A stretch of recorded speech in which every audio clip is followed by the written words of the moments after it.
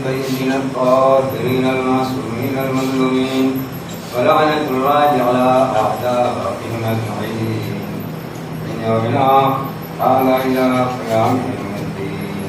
أما بعد فقد قال الله الحكيم في القرآن الكريم وقوله الحق وهو أصدق القائلين. بسم الله الرحمن الرحيم. اتقوا الله ويعلمكم الله. صلوات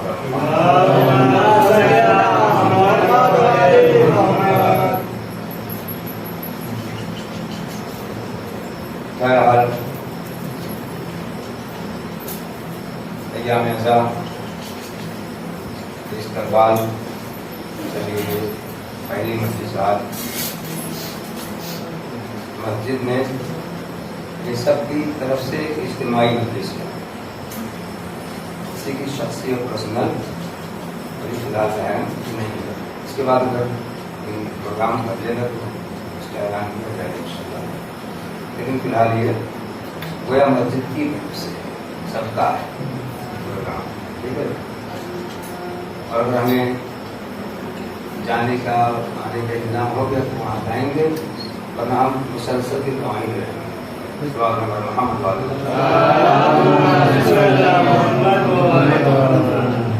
ہم نے پیسے کا کوئی خیال کیا ہے نہ کرنا ہے انشاءاللہ.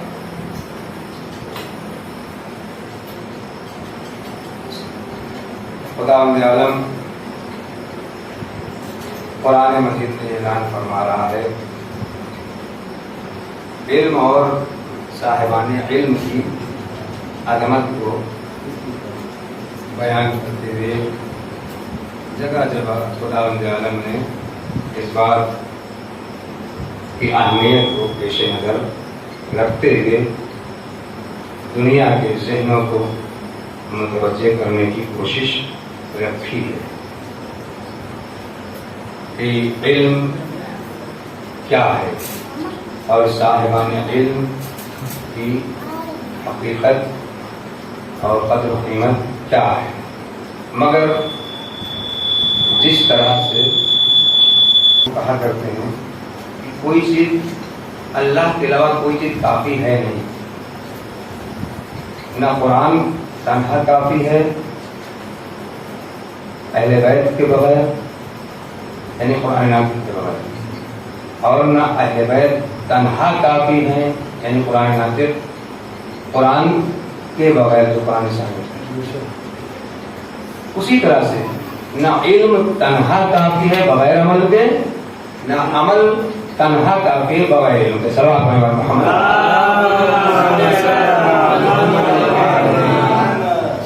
اسی لیے احادیث و روایات میں یہ جگہ جگہ ملتا ہے کہ بے عمل عالم سے ایسے ڈرنا چاہیے جیسے شیر و چیتے سے ڈرا جاتا ہے، جو ریس کرا جاتا ہے. بے عمل عالم سے یعنی بے عمل عالم کا مطلب یہ ہے کہ خود تو لوگوں کو نماز کی دعوت دے مگر خود اسے اہمیت نہ دے. خود تو لوگوں کو عزاداری کی اہمیت بتائے مگر خود عزاداری کو اہمیت نہ دے. خود تو لوگوں کو فرش ادا کی عظمت بتائے مگر خود فرش ادا کی عظمت کو نہ پہچانے. خود تو لوگوں کو ممبر کی اہمیت بتائے، فضیلت بتائے مگر خود اس ممبر کی اہمیت اور فضیلت اور قدر و قیمت اور عظمت کو نہ پہچانتا ہو، اس پر نہ چلتا ہو. خود تو محراب عبادت کی عظمت بتائے مگر خود محراب عبادت میں پہلے سے آ کے نہ بیٹھ جاتا ہو. خود تو نماز جمعہ کی عظمت اور اہمیت بتائے مگر خود اس نماز جمعہ کی اہمیت کو پیش نظر رکھتے ہوئے کبھی کسی کے پیچھے جمعہ پڑھنے کی توفیق نہ ہو. صلوات محمد.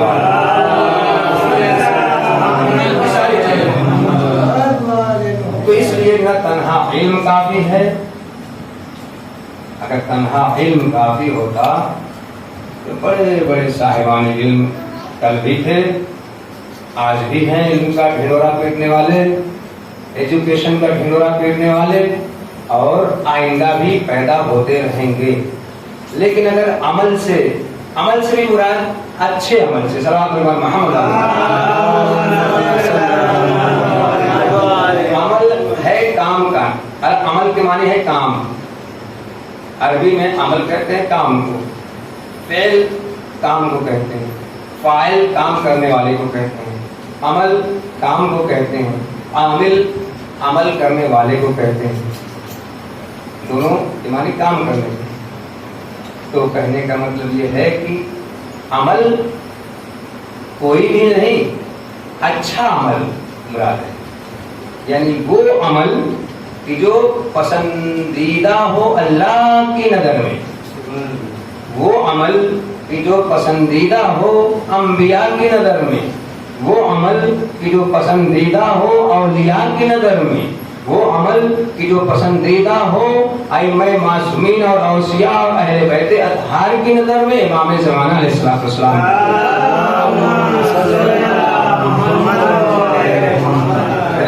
صرف عمل کافی نہیں، حسن عمل، اچھا عمل، صرف فعل کافی نہیں ہے، یعنی کام کافی نہیں ہے، اچھا کام۔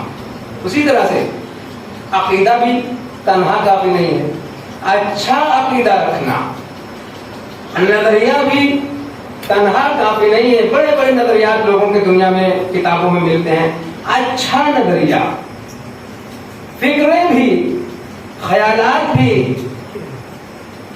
یہ ساری چیزیں جہاں جہاں اچھائی کا تصور پایا جائے گا، جہاں جہاں حسن کا تصور پایا جائے گا، جہاں جہاں پسندیدگی کا تصور پایا جائے گا، جہاں جہاں رضا کا تصور پایا جائے گا، جہاں جہاں مرضی کا تصور پایا جائے گا، جہاں جہاں خوشنودی کا تصور پایا جائے گا، وہاں وہاں عمل کرنے والے کی قدر و قیمت اور اہمیت اور فضیلت اور کمال میں اضافہ ہوتا رہے گا۔ اب ایک چیز اور بھی ذہن میں آنا چاہیے کہ پسند بھی کس کی پسند ہونی چاہیے۔ ہو سکتا ہے کہ اس مسجد میں بہت سے لوگ بیٹھے ہوں، ہر ایک کی پسند الگ الگ ہو، ہے کسی کو کچھ پسند ہے، کسی کو کچھ پسند ہے، تو پسند بھی کس کی پسند کافی ہے؟ آیا دنیا والوں کی پسند کافی ہے؟ آیا دنیا والوں کی مرضی کافی ہے؟ آیا دنیا والوں کی رضا و خوشنودی کافی ہے، یا اس کی خوشنودی اور رضا و مرضی اور پسند کافی ہے کہ جو خالق و مالک و قادر مطلق ہے؟ صلوات علی محمد۔ ان ساری چیزوں کو، ان سارے اسٹینڈرڈ اور معیار کو پیش نظر رکھتے ہوئے اگر کسی نے علم حاصل کیا تو وہ صاحب علم قابل قدر و قیمت اور لائق عزت و احترام ہے۔ صلوات علی محمد۔ اور ایسے ہی علماء کے لیے اور ایسے ہی صاحبان علم کے لیے، ایسے ہی علم و دانش کے رکھنے والوں کے لیے حدیث پیغمبر نے بڑھ کر سہارا دیا کہ ہماری امت کے علماء کے قلم کی روشنائی شہدائے بدر و احد کے خون سے بہتر ہے۔ صلوات اللہ محمد۔ البتہ شہدائے بدر و احد کا لفظ، یہ کلمہ آیا نہیں ہے روایت اور حدیث میں، مگر شہداء سے مراد وہی شہداء ہو سکتے ہیں، شہدائے کربلا نہیں ہو سکتے۔ صلوات اللہ محمد۔ اس لیے کہ شہدائے کربلا کی عظمت کو کوئی نہیں پہنچ سکتا۔ اللہ، رسول اور اماموں کے بعد شہدائے کربلا کی عظمت کو نہ کوئی پہنچا ہے نہ کوئی پہنچے گا۔ صلوات اللہ محمد۔ کوئی کچھ نہیں کر کے الگ ہو گئے۔ اگر علماء کے قلم کی روشنائی بہتر قرار دی بھی جا سکتی ہے، چاہے جتنے بڑے عالم ہوں، چاہے جتنے بڑے مرجع فقیہ اور مجتہد اور عالم دورہ اور مفتی ہو، چاہے جتنے بڑے امام جمعہ، امام حرم، امام خانہ کعبہ، امام مکہ و مدینہ، امام نجف اشرف و کربلا معلیٰ ہو، مگر شہدائے کربلا کا مقابلہ اور موازنہ نہیں کیا جا سکتا۔ صلوات اللہ، جن کی اداداری، جن کی ماتمداری اور ان کی فرش ادا کی عظمت اللہ نے باقی رکھی ہے. یہ فرش ادا، یہ مجلسیں نہ ہوتی، یہ اداداری نہ ہوتی، کل بھی بڑی پابندیاں لگائی جا رہی تھیں، آج بھی لگائی جا رہی ہیں اور آئندہ بھی لگائی جاتی رہیں گی، مگر نہ کل کوئی روک پایا، نہ آج کوئی روک پا رہا ہے، روک پائے گا انشاءاللہ، نہ آئندہ کوئی روک پائے گا. بڑی بڑی سلطنتیں آئیں، ایسے ایسے سلطنتیں، ایسے ایسے صاحبان اقتدار آئے جو کسی اسٹیٹ کے مالک نہیں ہوتے تھے، جو کسی ملک کے مالک نہیں ہوتے تھے، بلکہ پورے پورے بر اعظم کے مالک ہوتے تھے، پورے پورے بر اعظم کے بادشاہ اور حاکم مطلق ہوتے تھے، مگر ان کے نہ تو قدرت و طاقت اور اقتدار سلطنتوں نے عزاداری و ماتمداری کو روکنے کی کوششیں ناکام کرنے کے باوجود روک سکے، اور نہ تو آنے والے روک سکتے ہیں نہ آئندہ والے روک سکے. کیوں؟ اس لیے کہ وہ جس کی سلطنت زمین پر بھی ہے اور آسمان پر بھی ہے، اور جس کی سلطنت ہوا میں بھی ہے، فضا میں بھی ہے، اور جس کی سلطنت اور اقتدار عرش و لوح و قلم و کرسی پر بھی ہے، جس کی سلطنت اور اقتدار جنت و جہنم پر بھی ہے، وہ اس کا محافظ ہے. سلام علیکم.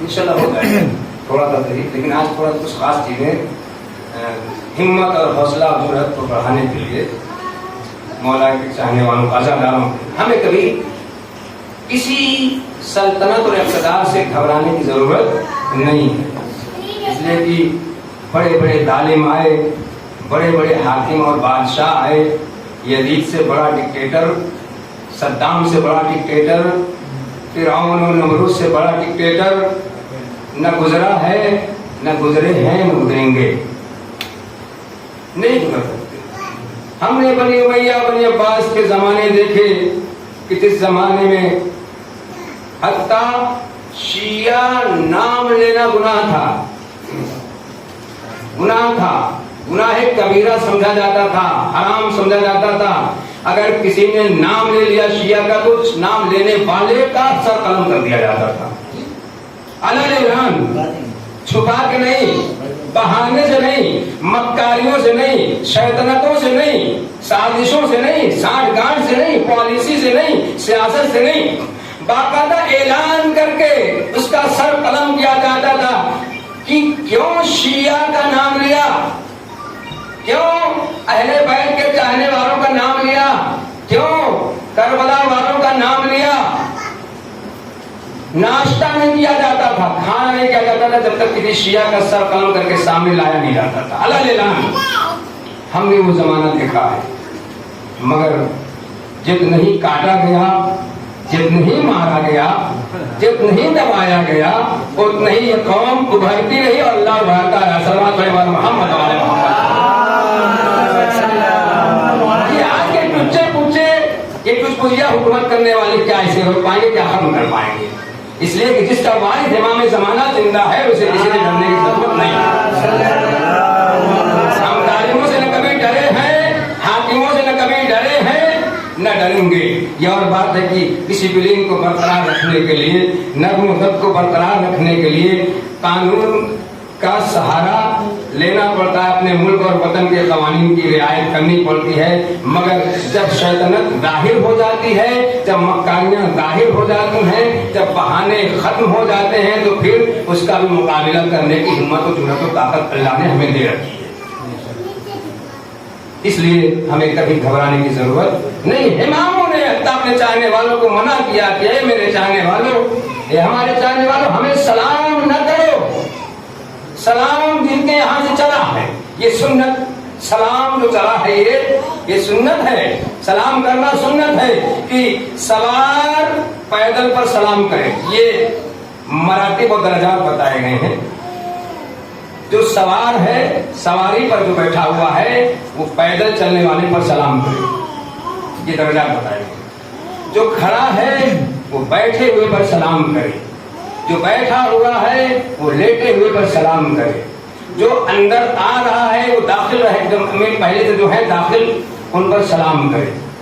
یہ کوالٹی بتائے گی، یہ درجات بتائے گئے، یہ مراتب بتائے گئے، لیکن انتظار نہیں کرنا چاہیے. اور اچھا، اور اس میں بھی جو باہر سے اندر آ رہا ہے سلام کے مراتب میں بتایا گیا کہ ایک بار وہ من جملہ سلام کرے، یعنی سب کو اجتماعی طور پہ سب کو سلام کرے. یہ علم ہے. یہ علم کہاں ملے گا؟ مجلس حسین سے ملے گا. یہ علم کہاں ملے گا؟ فرش ادا سے ملے گا. یہ علم کہاں سے ملے گا؟ منبر سے ملے گا. یہ علم کہاں سے ملے گا؟ مسجد و محراب سے ملے گا. یہ علم کہاں سے ملے گا؟ مدرسوں سے ملے گا. یہ علم کہاں سے ملے گا؟ مکتب حسینی سے ملے گا. صلوات محمد. علم کی گفتگو پہلے سب کو سلام کرے، کہے السلام علیکم. لیکن اگر اندر بزم میں مجمع میں چاہے محفل ہو رہی ہو، چاہے مجلس ہو رہی ہو، چاہے خوشی کا پروگرام ہو، چاہے غم کا پروگرام ہو، اگر اس میں کوئی صاحب علم و عمل ہے، صاحب علم و عمل دونوں ساتھ ساتھ ہونا چاہیے. اگر کوئی ایسی شخصیت ہے جو علم میں عمل میں ہم سے بہتر ہے تو اسے خاص طور سے سلام کرنے کا حکم ہے، پھر اسے الگ سے سلام کرے. آنے والا ہمارے مراجع کرام آیت اللہ العظمیٰ سید علی خوئی کے لیے مشہور ہے. ہم لوگ انتظار میں رہتے ہیں کہ ہمیں سلام کیا جائے، ہے نا. خاص طور پہ جو بزرگ حضرات ہیں وہ انتظار میں رہتے ہیں کہ بچے ہمیں سلام کریں. یہ انتظار بھی نہیں کرنا چاہیے. آج کے بچوں سے کم نہیں کرنا چاہیے. کیوں؟ اس لیے کہ انہیں سکھایا ہی نہیں جاتا ہے. انہیں یہ علم ہی نہیں ہے کہ سلام کی عظمت کیا ہے، سلام کی اہمیت کیا ہے، سلام کی فضیلت کیا ہے. صلوات محمد. سلام کی اتنی اہمیت، اتنی فضیلت، اتنی قدر و قیمت بتائی گئی ہے کہ حتیٰ خالی مکان ہو، خالی کمرہ ہو، کوئی نہیں ہو کمرے میں اور گھر میں یا مسجد میں، آپ جب اس میں قدم رکھیے، دروازہ کھولیے تو سلام کرتے ہوئے داخل ہوئیے. صلوات محمد. یہ کس میں سلام کیا جا رہا ہے؟ کوئی ہے تو نہیں، کوئی موجود تو نہیں ہے، کوئی انسان نہیں، کوئی آدمی نہیں، کوئی مرد نہیں، کوئی عورت نہیں، مگر حکم اسلام و قرآن و سنت و سیرت اہل بیت اطہار میں یہ بتایا گیا ہے کہ خالی مکان صحیح، خالی جگہ صحیح، مگر جب آپ داخل ہوئیے تو سلام کریے. اس لیے کہ اس میں کچھ مخلوقات، چاہے کوئی انسان ہو یا نہ ہو، کوئی آدمی ہو یا نہ ہو، مگر کچھ مخلوقات رہتی ہیں جو سلام کی منتظر رہتی ہیں. صلوات محمد. سلام کی بڑی عظمت ہے. اسی لیے سلام کرنے والے کا ثواب 70 گنا ہے. سلام کرنے والے کا ثواب 70 گنا ہے، اور جواب دینے کا 1. جواب واجب ہو گیا. یہاں تک کہ حالت نماز میں اگر کسی نے سلام کر دیا تو جواب سلام واجب ہے، مگر جواب سلام دیا کیسے جائے یہ نہیں معلوم ہے یا نہیں معلوم ہے. صلوات محمد. آپ نماز واجب پڑھ رہے ہیں، مسجد میں کوئی داخل ہوا، آپ کو سلام کیا، اس نے آپ کو جواب دینا ہے. نہیں دیں گے تو گنہگار ہوں گے. واجب ہے تو کیسے؟ اور یہاں پہ بہتر والا جواب بھی نہیں دے سکتے کہ اس میں برابر ثواب مل جائے اسی سے. اس لیے کہ سلام کرنے والا تو 70 گنا ثواب لے رہا ہے اور جواب دینے والا ایک ہی پا رہا ہے. لہذا جواب دینے والے کو عام حالات میں، لیکن سب درجات بتائے گئے ہیں. عام حالات میں آپ فری ہیں، آزاد ہیں، نماز میں وہ بھی واجب نماز میں نہیں اگر مشغول ہیں تو آپ بہتر سا جواب دیجیے. اگر کسی نے کہا السلام علیکم تو آپ جواب سلام میں کہیے وعلیکم السلام. اگر صرف کہیں گے تو 1 ثواب ملا. لیکن اگر ایک دو جملہ آگے بڑھا کے آپ نے کہہ دیا ورحمۃ اللہ وبرکاتہ تو آپ کو اتنا ہی ثواب مل گیا جتنا سلام کرنے والے کو ملا. صلوات محمد. لیکن اگر نماز میں آپ نے یہ خیال رکھتے کہ ہم کو ڈبل کوئی اتنا ہی ثواب مل جائے اور آپ نے جواب اسی طرح سے اسی انداز میں دے دیا تو آپ کی نماز باطل، ثواب بھی گیا. پھر کیا کریں؟ اور جواب دینا واجب ہے. بتائیے کوئی ہے کسی کو جواب ہے؟ اس بات کا علم ہے کسی کو؟ کہاں سے ملے گا یہ علم؟ تو اب ہمیں جواب سلام دینا ہے، کم سے کم واجب کی حد تک دینا ہے، تو ہم کو اسی طرح سے پلٹ کر وہی سلام جو اس نے کیا ہے بالکل اسی انداز میں، اگر اس نے کہا السلام علیکم تو ہم بھی جواب سلام میں حتیٰ واو کو بڑھائیں گے نہیں، اگر ہم نے واو کو بھی بڑھا دیا، ایک حرف ہے واو، اگر ہم نے حرف واو کو بھی بڑھا دیا تو نماز گئی، ایک حرف کا اضافہ بھی نہیں کر سکتے۔ اب ہم کو کیسے جواب دینا ہے؟ السلام علیکم، اگر اس نے السلام علیکم الف لام لگا کے کیا ہے تو السلام علیکم ہی وہی جواب دے دیں گے اور نماز اپنی جاری رکھیں گے، نماز بھی نہیں باطل ہوگی اور واجب بھی ادا ہو گیا، گناہگار بھی نہیں ہوئے۔ اگر اس نے کہا السلام علیکم تو اسی طرح سے پلٹ کے جواب دے دیں گے سلام علیکم، وہاں پہ بھی واو نہیں لگانا ہے، یہاں پہ بھی واو نہیں لگانا ہے، اور نہ تو رحمت اللہ وبرکاتہ کہنا ہے، صلوات اللہ محمد۔ پتہ چلا زیادہ ثواب کے چکر میں واجب نماز کے اوپر اثر پڑ گیا، چلی گئی، لہذا ہمیں زیادہ ثواب لینا ہے مگر واجب نماز کے علاوہ اگر کر رہے ہیں تو سید کوئی جیسے مرجع انتظار نہیں کرتے تھے کہ ہمارے شاگرد ہمیں سلام کریں، کیا کرتے تھے؟ ان کے شاگردیں چھپ چھپ کر انہیں سلام میں پہل کرنے کی کوشش کی کہ کبھی ہم کو پہل کرنے کا موقع مل جائے اور ہم پہل کر لیں اپنے استاد محترم کو، مگر کبھی پہل نہیں کر پاتے تھے، جیسے ہی نگاہ پڑتی تھی وہ ابھی سوچ ہی رہے تھے کہ سلام کر کے جناب سید خوئی علیہ رحمۃ سے مر جائیں اپنے شاگردوں کو۔ تو آج ہمیں اپنے بچوں کو سلام کرنا سکھانا ہے، اگر کہ سلام کیا کیسے جاتا ہے تو بچوں کو سلام کیا جائے تاکہ وہ سلام کرنا سیکھ لیں۔ محمد اب ہم بزرگ ہیں، 60-70 سال کے ہیں، ہم بچوں کے انتظار رکھیں۔ آج کل کے بچوں کے انگلش میڈیم میں پڑھنے والے بچوں کے، انگلش ماڈل بچوں کے، کمپیوٹرائز بچوں کو، جو فارم والے بچے ہیں، ان بچوں سے ہم امید رکھیں کہ وہ ہمیں سلام کریں، تو یہ غلط فہمی ہے۔ بزرگوں کو چاہیے کہ انہیں سلام کریں، سلام کرنا سکھائیں، جب خود سلام کریں گے انہیں تو انہیں سلام کرنے کا سلیقہ اور طریقہ آئے گا۔ صلوات اللہ محمد، ورنہ تو پھر وہی بے دینوں والا سلام کریں گے، گڈ مارننگ گڈ ایوننگ کریں گے، اور ہمیں اللہ رسول اسلام و قرآن والا سلام سکھانا ہے تو ہمیں سلام کرنا پڑے گا۔ بچوں سے کہا جائے السلام علیکم، بچوں کو سلام کیا جائے السلام علیکم، البتہ السلام علیکم میں صرف مخصوص ہو جاتا ہے، سلام علیکم کہنا زیادہ بہتر ہے، اس لیے کہ اس میں سب لوگ شامل ہو جاتے ہیں، ایک ہے تب بھی 10-20 ہیں تب بھی سب شامل ہو جاتے ہیں، لیکن اگر السلام علیکم کہا تو ایک اسپیشل سلام ہو جاتا ہے کسی مخصوص آدمی کو سلام کرنے کے لیے، ایک آدمی کے لیے۔ تو یہ ہے مراتب، یہ سب کہاں ملے گا؟ اتقوا اللہ ترجمہ کر کے مسائل کی طرف آنا، اس لیے کہ کوئی آیا گیا تب بھی نہیں آیا تب بھی، آج پہلا دن ہے۔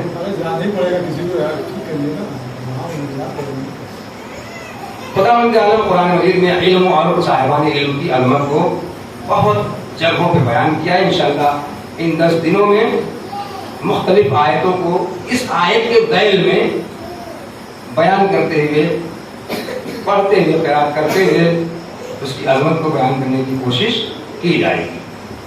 اس کا ترجمہ فی الحال خداوند عالم فرما رہا ہے اتقوا اللہ، تقوی الہی اختیار کیجیے۔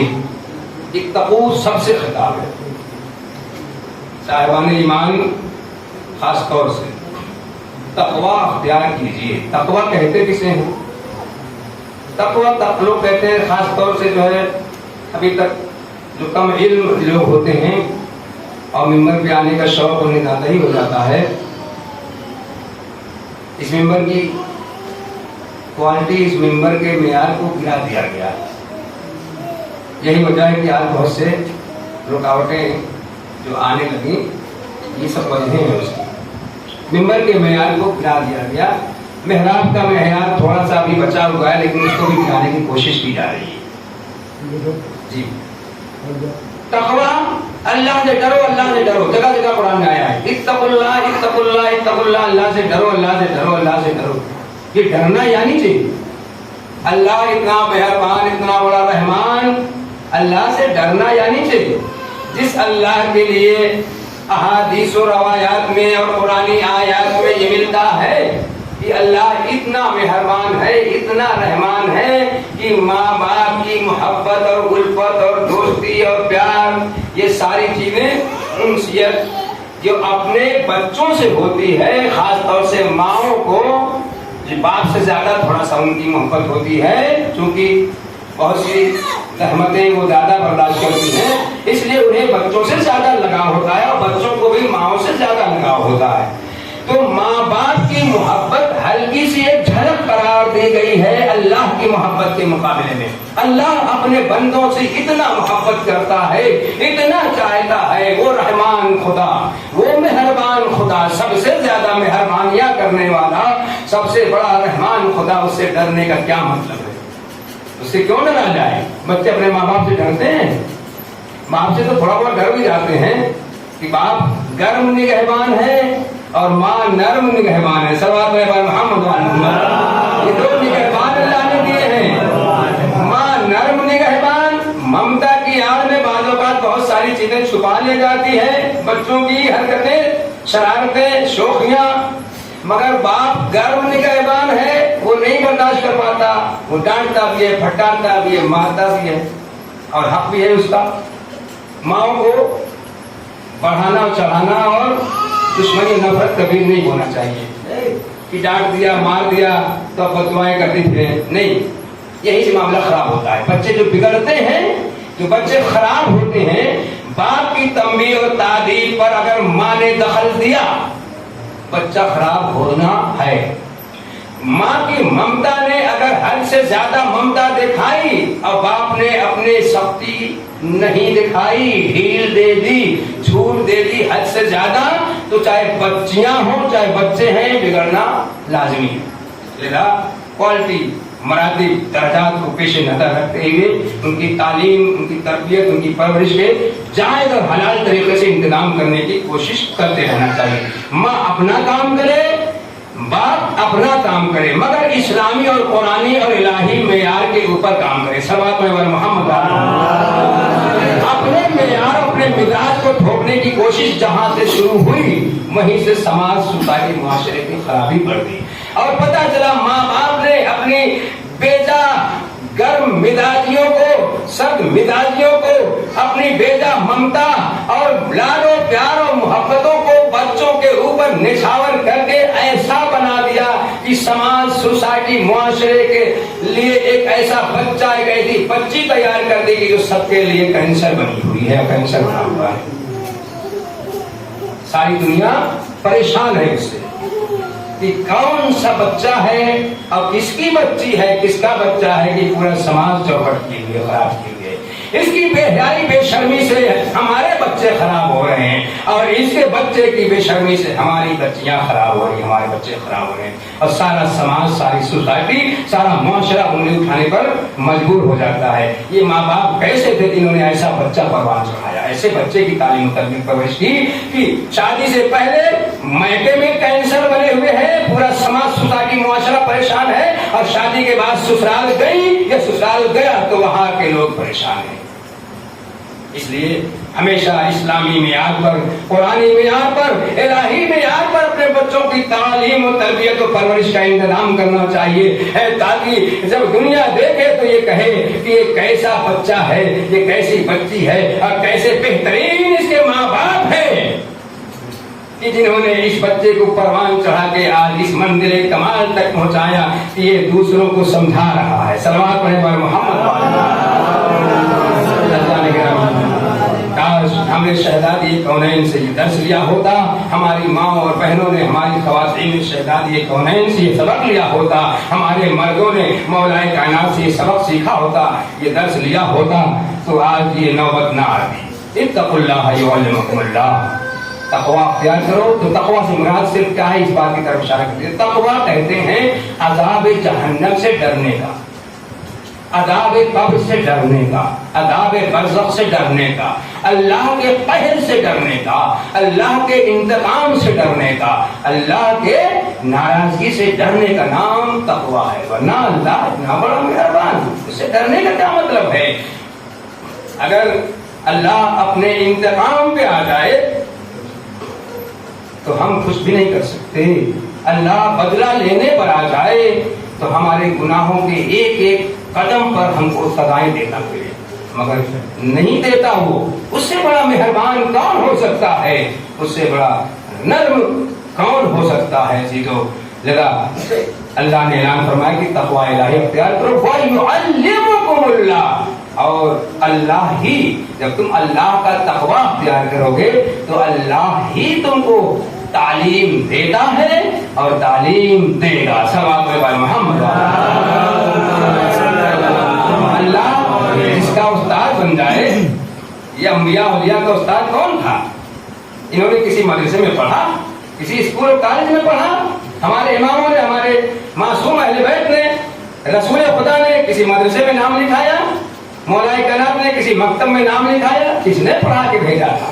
اللہ نے انبیاء کو، اللہ نے اولیاء کو، اللہ نے اوصیاء کو، اللہ نے اماموں کو، اللہ نے معصومین کو کچھ چاہے دے کر بھیجا ہو یا نہ بھیجا ہو، مگر دو چیزیں ضرور دے کے بھیجی۔ نبیوں کو، رسولوں کو، اماموں کو دو چیزیں ضرور دے کے بھیجی، ایک علم جیسی دولت، دوسرے اخلاق جیسی دولت۔ صلوات علی محمد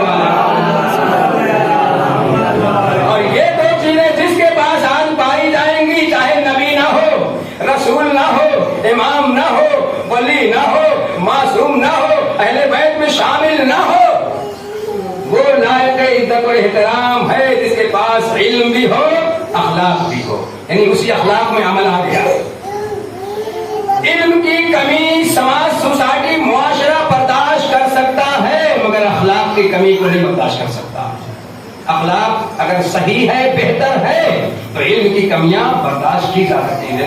ہمارے علماء کو اخلاق والا بھی ہونا چاہیے، ہر جگہ اسپیشلی طور پہ اپنی انانیت کے شکار نہ ہو جائیں کہ ہم تو عالم ہیں، ہم پگڑی والے ہیں، ہم ٹوپی شیروانی والے ہیں، ہم نجف اشرف سے پڑھ کے آ گئے، ہم قم ایران سے پڑھ کے آ گئے، ہم سیریا اور شام سے پڑھ کے آ گئے، ہم کو خصوصی طور پہ اسپیشلی طور پہ دعوت نامہ کیوں نہیں دیا گیا؟ ہم کیوں رکے؟ ہم کیوں جائیں کسی کے پروگرام میں؟ ہم کیوں کسی کی مجلس سنے جائیں؟ ہم کسی کے ہاں کسی کے پیچھے نماز پڑھنے کیوں جائیں؟ جہاں یہ چیز آ گئی، اس کا مطلب ہے، اس بات کی دلیل ہے کہ نہ وہ عالم ہے، نہ عامل ہے، نہ باخلاق ہے۔ صلوات پڑھے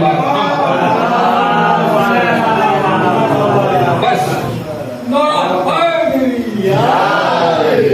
یہ ہو سکتا ہے اگر کل چاند ثابت ہو گیا تو کل پہلی رہے گی، لیکن اگر نہیں ثابت ہوا تو بہرحال استقبال نہیں مجلس اجان گرامی، جس کی مجلس میں ہم بیٹھے ہوئے ہیں، جس کے فرشادہ بیٹھے ہوئے ہیں، جہاں کہیں بھی ذکر خدا رسول اور اہل بیت اٹھائے ہونے لگے، وہ جگہ فرش ادا بن جاتی ہے، وہ مجلس حسین بن جاتی ہے۔ جہاں ذکر خدا اور اہل بیت سے خالی ہو، وہ جگہ فرش ادا نہیں بن پاتی۔ یہی وجہ ہے کہ فرش ادا کی عظمت کو پہچانا جائے، اس لیے کہ یہ فرش ادا وہ فرش ادا ہے جس کو سب سے پہلے جناب زینب سلام اللہ علیہ نے شام کے دربار میں بچھایا تھا۔ سب سے پہلی مجلس، سب سے پہلی فرش ادا کہاں بچھی؟ زمین و آسمان کے اوپر جو بچھی وہ بچھی، لیکن اس روئے زمین پر دنیا والوں کے سامنے ظالموں کے دربار میں سب سے پہلی جو فرش ادا بچھی، سب سے پہلی جو مجلس ہوئی، انہیں قاتلان امام حسین علیہ السلام کے دربار میں بچھائی فرش۔ وہ نہیں روک سکے جب اسے، وہ نہیں روک سکے جب اس مجلس کو، تو دنیا کیا روک سکتی ہے؟ اور ان کے معیار پر مجلس ہوئی اور فرش ادا بچھا، اس کی مجلس ہے۔ لہذا مجلسیں تو نہیں روک سکے لوگ، اپنی مکاریوں سے کچھ چیزیں روک دیے تھے، لیکن انشاءاللہ اس سال وہ بھی ہوگا۔ اس لیے مجلسوں سے پیغام اچھا جانا چاہیے، اور یہاں سے جب اچھا پیغام جائے گا تو انشاءاللہ ہر چیز کمال آزادی کے ساتھ جس طرح کل ہوا کرتی تھی اسی طرح آج بھی ہوگی اور آئندہ بھی ہوتی رہے گی۔ ایک پرچم ہے، دنیا کا کوئی ایسا پرچم نہیں ہے جو ہر ملک میں لہرایا جاتا ہو۔ ہندوستان کا پرچم ہے تو ہندوستان میں لہرایا جائے گا، کہیں اور نہیں لہرایا جائے گا، ہے نا؟ ایران کا پرچم ہے تو ایران میں لہرایا جائے گا مگر ہندوستان میں نہیں لہرایا جائے گا۔ ایک پرچم ایسا ہے جو پوری دنیا کے ہر ملک میں لہرایا جاتا ہے، وہ پرچم حضرت عباس علمدار ہے، اور ہر قوم اٹھاتی ہے یہ علم، ہر مذہب و مسلک و مکتب فکر کے لوگ اٹھاتے ہیں یہ علم، ہر قوم اٹھاتی ہے تعزیہ۔ ہم شیعہ لوگ کیا تعزیہ اٹھائیں گے؟ جا کے لوگ دوسرے علاقوں میں دیکھیں کہ شیعوں کے علاوہ جو غیر شیعہ ہیں، حتی غیر مسلم ہیں، کتنے مہنگے کتنے خوبصورت تعزیے اٹھاتے ہیں۔ ہم لوگ تو شاید 1500 کا بھی نہ لا پائیں، ان کے تعزیے 50 ہزار کے ہزاروں میں ہوتے ہیں۔ 10-20 لوگ مل کے اٹھاتے ہیں تب کہیں اٹھ پاتے ہیں۔ ایسے تعزیے، ہم لوگ کی طرح سے کاغذ اور پنی والے تعزیے نہیں، ایسے مہنگے تعزیے۔ ہم کیا تعزیہ داری کریں گے؟ تو اس تعزیہ داری کو، اس علم کو، اس پرچم عباس کو ہر ایک نے اٹھایا ہے اور اٹھاتے ہیں، اٹھاتے رہیں گے۔ بنارس میں کوہان کا امام باڑہ مشہور ہے، باقاعدہ کوہان لوگ تعزیہ اٹھاتے ہیں۔ کوہان نے امام باڑہ بنوایا اور روز عاشوراء باقاعدہ جو ہے پیپر چھپتا ہے، میگزین چھپتی ہے، اور وہی نان مسلم مرد اور نان مسلم عورتیں قتل پہلے ہاتھ جوڑ کے کھڑی ہوتی ہیں تعزیہ اٹھانے کے لیے، پوری میگزین نکلتی ہے، پرشاسن اٹھواتا ہے۔ 55 گھنٹے کا جلوس بنارس میں اٹھتا ہے، 60 گھنٹے کا جلوس، اور سارے مسلم اور نان مسلم خواتین اپنے اپنے دروازوں پر دروازہ کھولے ہوئے دودھ کے پیالے لیے کھڑی رہتی ہے کہ ذوالجناح آ رہا ہوگا ابھی۔ اللہ اکبر! کیا کوئی اس غم کو روک پائے گا؟ کیا کوئی سزا داری کو روک پائے گا؟ وہ غلط فہمی کے شکار ہیں تو اس کو روکنے کی کوشش کرتے ہیں۔ ہمارے مولانا کلب جواد صاحب نے یہ بات اسی لیے کھل کر کہہ دی کہ یہ کوئی تہوار نہیں ہے عید بقرعید کی طرح یا شب برات کی طرح، یہ سوگ ہے، سوگ، یہ عزا ہے، عزا۔ یہ ہمارا محرم، یہ ہماری عزاداری کوئی تہوار نہیں ہے، یہ ایک نظریہ ہے جس کے لیے خود ہندو اور نان مسلم شاعر کو یہ کہنا پڑا کہ انسان کو بیدار تو ہو لینے دو۔ انسان بیدار ہو چکا ہے الحمدللہ، انسان کو بیدار تو ہو لینے دو۔ ہر قوم پکارے گی ہمارے ہیں حسین۔ نان مسلموں کی انجمن پائی جاتی تھی، غیر شیعوں کی انجمن پائی جاتی تھی، آج بھی پائی جاتی۔ ہم نے جونپور ضلع میں کراکر میں تو ہم نے 2 سال پہلے جو محرم کی عاشورہ کیا، باقاعدہ آگ کا ماتم، نان مسلم ہندو عورتیں اور لڑکیاں آگ کا ماتم کرنے کے لیے پوری رات جاگتی ہیں، شیعوں کو موقع ہی نہیں ملتا آگ کا ماتم کرنے کا، وہی بجھا دیتی ہیں آگ کے محبت سے۔ عورتیں، جوان عورتیں، لڑکیاں ساڑیاں پہن کے، شلوار جمپر پہن کے، حتیٰ اس میں غیر شیعہ، حتیٰ اہل سنت بھی، داڑھی والے بھی، ایک دو لمبی داڑھی والے بھی دیکھے اور کچھ عورتیں بھی دیکھیں۔ شیعوں کو موقع ہی نہیں مل پاتا آگ کا ماتم کرنے کا، وہی آگ کا ماتم کر کے آپ کو بجھا دیتے ہیں۔ کیا کوئی اسے روک پائے گا؟ روک پایا نہ کل روک سکے، نہ آج روک سکے ہیں، نہ آئندہ انشاءاللہ روک سکیں۔ کیوں؟ اس لیے کہ انسانیت کا درس ملتا ہے اسے، شرافت کا درس ملتا ہے اسے، اتحاد اور وحدت کا سبق ملتا ہے اسے، وطن دوستی اور محبت کا سبق ملتا ہے اس سے۔ یہاں کوئی پارٹی نہیں ہوتی، کوئی وہ نہیں ہوتا، یہ کسی مسلک و مکتب اور کسی مذہب اور کسی دھرم کا یہ وہ نہیں ہے محرم، شیعوں سے مخصوص نہیں ہے۔ شیعہ ہو غیر شیعہ ہو، مسلم ہو غیر مسلم ہو، یہ محرم سب مناتے ہیں۔ ہمارے گاؤں میں خود ہی ہوتا تھا تعزیہ داری، نان مسلم بھی کرتے تھے اور غیر شیعہ بھی کرتے تھے، آج بھی کرتے ہیں الحمدللہ۔ حتیٰ ہمارے لوگوں کے علم میں ہے اس بات کا کہ حتیٰ چھپ چھپ کر لوگ آ کر پیسے دیتے ہیں کہ ہماری طرف سے ایک مجلس کر دیجیے گا، اس لیے کہ کہیں بیٹا مخالف نہ ہو جائے، کہیں بیٹی مخالف نہ ہو جائے، کہیں شوہر مخالف نہ ہو جائے، کہیں بیوی مخالف نہ ہو جائے۔ چھپ چھپ کر لوگ آگے مجلسوں کے لیے پیسے دیتے ہیں، تعزیے کے لیے پیسے دیتے ہیں کہ ہمارا پیسہ بھی اس میں شامل کر لیجیے گا۔ یہ چھپ کر دینا اس بات کی دلیل ہے کہ اس کے دل میں عزاداری کی محبت پائی جا رہی ہے، اس کے دل میں مجلس کی محبت پائی جا رہی ہے، اس کے دل میں تعزیہ داری کی محبت پائی پائی جا رہی ہے، اس کے دل میں فرش ادا کی عظمت پائی جا رہی ہے، اس کے دل میں محبت اہل بیت اطہار پائی جا رہی ہے. یہ اور بات ہے کہ حالات نے ساتھ نہیں دیا اور وہ مجبور ہے چھپا کے صحیح، مگر یہ کام کر رہی ہے. ہو سکتا ہے کل مولا اس کی شفاعت کے لیے تیار ہو جائیں گے، کیونکہ ان کے زمانے میں بھی تقیہ ہوتا تھا، ایسے ایسے افراد پائے جاتے تھے. آج اگر اس نے ایسا کیا تو ہمارے مولا اس کی شفاعت کرنے کے لیے تیار ہوں گے. کیوں؟ اس لیے کہ اسے مجبور کیا جا رہا تھا، روکا جا رہا تھا. تو عزیزان گرامی، فرش ادا کی عظمت کو پہچانیے. یہ شہزادی آتی ہے، اس فرش ادا پہ انبیاء آتے ہیں، اس فرش ادا پہ مولا کائنات آتے ہیں، رسول خدا آتے ہیں. شہزادی فاطمہ زہرا جنت البقیع کی ٹوٹی ہوئی لہد کو چھوڑ کر اپنے لال سے جو وعدہ کیا تھا آخری وقت میں جب بندے کے بن ٹوٹے تھے، امام حسین علیہ السلام اپنی محفل گرامی کے سینے سے لپٹے ہوئے بیان کر رہے تھے. اے اماں، اے اماں، ارے جب آپ کے لال حسین سرزمین کربلا پہ بھوکا پا جائے تو تنہا، جب کن خندق پہ ذبح ہو رہا ہوگا، اے اماں، اے تو آپ کے لال حسین کے سر کو اپنی آغوش میں لینے والا کون ہوگا؟ وہ اماں فاطمہ زہرا وعدہ کرتی ہے، لال حسین گھبرانا نہیں. ارے جب کربلا تم پہنچو گے تو تمہارے پہنچنے سے پہلے تمہارے مقتل کی خاک کو تمہاری ماں اپنے بالوں سے صاف کر دے.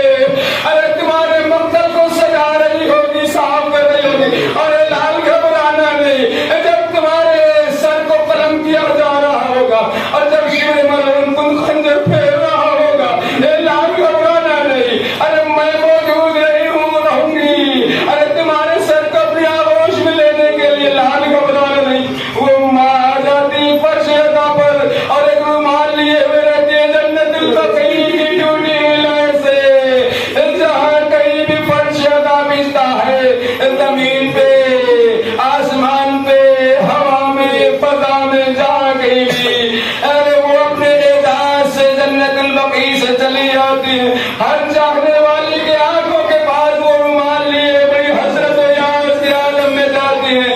اے میرے لال کے چاہنے والے ہو، اے میرے لال کے اداکار مہتمدار ہو، ارے تم میرے لال کے اوپر جب آنسو بہاؤ گے، جب شہدائے کربلا پہ آنسو بہاؤ گے، تو یاد رکھو چاہے ہر آنسو ظاہر ہو جائے، برباد ہو جائے، مگر ان آنسوؤں کو میں ضائع برباد نہیں ہونے دوں گی.